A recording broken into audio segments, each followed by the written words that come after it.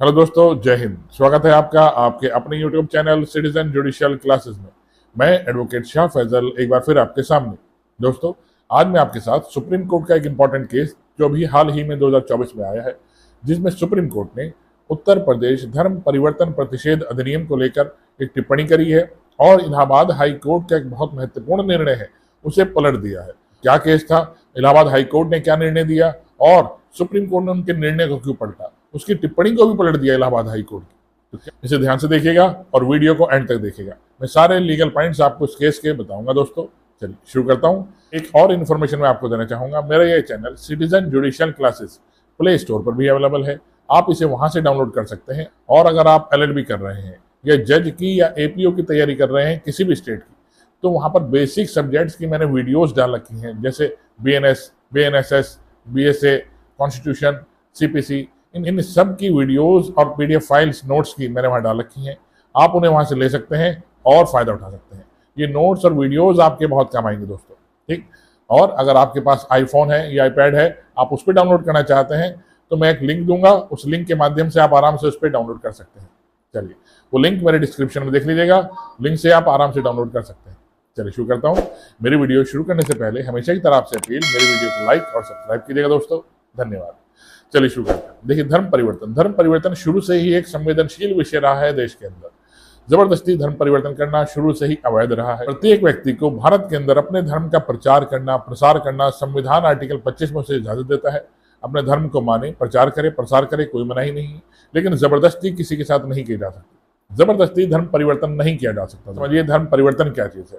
धर्म परिवर्तन दो तरीके से होता है, स्वैच्छिक और अस्वैच्छिक, ठीक। स्वैच्छिक क्या होता है, अपनी इच्छा से अपने धर्म को त्याग कर दूसरे धर्म को मानना, इसे कहते हैं स्वैच्छिक धर्म परिवर्तन, ठीक। लेकिन अस्वैच्छिक क्या होता है, प्रलोभन क्या होता है। देखिए, अस्वैच्छिक धर्म परिवर्तन कहते हैं जबरदस्ती किसी का धर्म परिवर्तन करना।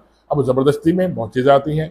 जबरदस्ती में धमकी द्वारा भी आता है, जबरदस्ती में प्रलोभन द्वारा भी आता है।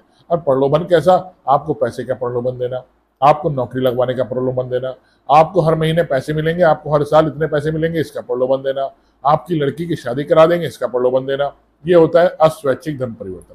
व्यक्ति करना नहीं चाहता, लेकिन फिर भी मजबूरी में व्यक्ति धर्म परिवर्तन अपना कर लेता है, इसे कहते हैं अस्वैच्छिक धर्म परिवर्तन।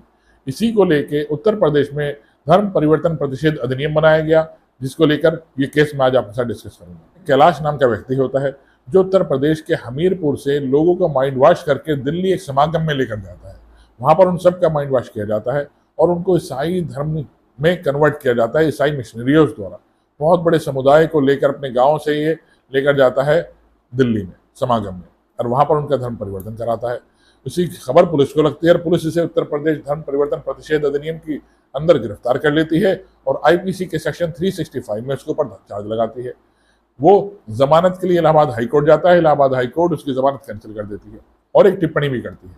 इलाहाबाद हाईकोर्ट कहती है अगर इस तरीके से धर्म परिवर्तन बड़े लेवल पे किया गया तो बहुसंख्यक जो आबादी है वो अल्पसंख्यक रह जाएगी। यही लाइन ध्यान रखिए जो मैंने बोली है, बहुसंख्यक जो आबादी है वो एक टाइम पर अल्पसंख्यक हो जाएगी इस तरीके से धर्म परिवर्तन अगर किया जाता रहा। ये बहुसंख्यक आबादी देश के अंदर किसकी है, हिंदूज की है, और ये अल्पसंख्यक हो जाएगी अगर इस तरीके से धर्म परिवर्तन किया गया। यही टिप्पणी सुप्रीम कोर्ट को खल गई। सुप्रीम कोर्ट ने इसी टिप्पणी को देखिए वैध घोषित किया। अब देखिए, ये कैलाश नाम का व्यक्ति अब सुप्रीम कोर्ट जाता है। सुप्रीम कोर्ट जाकर रिक्वेस्ट करता है, सर मैंने किसी के साथ जबरदस्ती नहीं करी और मैं 21 मई 2023 से जेल में हूं, और जो चार्जशीट पुलिस ने लगाई है 19 जुलाई 2023 को चार्जशीट लगाई है।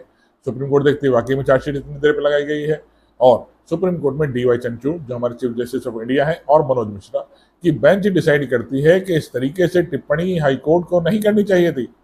हाईकोर्ट को टिप्पणी करने से पहले सोचना चाहिए था कि वो क्या टिप्पणी कर रही है। एक तरीके से दूसरे समुदाय के ऊपर एलिगेशन है कि बहुसंख्यक आबादी एक समय पर आके अल्पसंख्यक हो जाएगी, ऐसी टिप्पणी हाईकोर्ट को नहीं करनी चाहिए थी। टिप्पणी करने से पहले सोचना चाहिए था। और सुप्रीम कोर्ट ने यह भी स्पष्ट किया बेंच ने कि सुप्रीम कोर्ट ने यह भी स्पष्ट किया जो ये टिप्पणी की गई है हाईकोर्ट द्वारा, इस टिप्पणी का इस्तेमाल किसी भी ट्रायल कोर्ट में, सेशन कोर्ट में और किसी अन्य हाई कोर्ट में नहीं किया जाना चाहिए। इस टिप्पणी को जजमेंट से निकाल दिया जाना चाहिए, सुप्रीम कोर्ट ने स्पष्ट किया। क्योंकि न्यायालय का काम होता है न्याय देना, जमानत देना या ना देना। टिप्पणी इस तरीके से देश की धार्मिक भावनाओं को जो ठेस पहुंचा रही हो, इस तरह की टिप्पणी करने से हाई कोर्ट्स को बचना चाहिए, सुप्रीम कोर्ट ने यह भी कहा। और इनके निर्णय को और इस टिप्पणी को किसी और जगह इस्तेमाल नहीं किया जाना चाहिए, क्योंकि आमतौर पर देखते हैं आप क्योंकि आमतौर पर देखते हैं हाई कोर्ट्स की टिप्पणी हो गई, सुप्रीम कोर्ट की टिप्पणी हो गई, निर्णयों में लगाई जाती हैं और उसी को देखकर न्यायपालिका निर्णय देती है, जजेस निर्णय देते हैं। लेकिन इस टिप्पणी को एक तरीके से इलीगल घोषित कर दिया और इस कैलाश नाम के व्यक्ति को जमानत भी दे दी दोस्तों। ठीक क्यों? क्योंकि काफी समय से जेल के अंदर बनता, सिर्फ धर्म परिवर्तन को लेकर। देखिए, धर्म परिवर्तन को लेकर अलग अलग कानून बनाए गए हैं, जैसे उत्तराखंड में भी धर्म परिवर्तन को लेकर 2018 में कानून बनाया गया। ठीक, उत्तर प्रदेश में 2021 में कानून बनाया गया, जिसमें 10 साल की सजा और 50,000 रुपए का जुर्माना लगाया गया है दोस्तों। इस तरीके से सुप्रीम कोर्ट ने स्पष्ट किया, किसी भी व्यक्ति को अननेसेसरी धर्म परिवर्तन करने से नहीं रोका जा सकता, और अगर कोई व्यक्ति अपनी इच्छा से धर्म परिवर्तन कर रहा है तो उसे नहीं रोका जा सकता।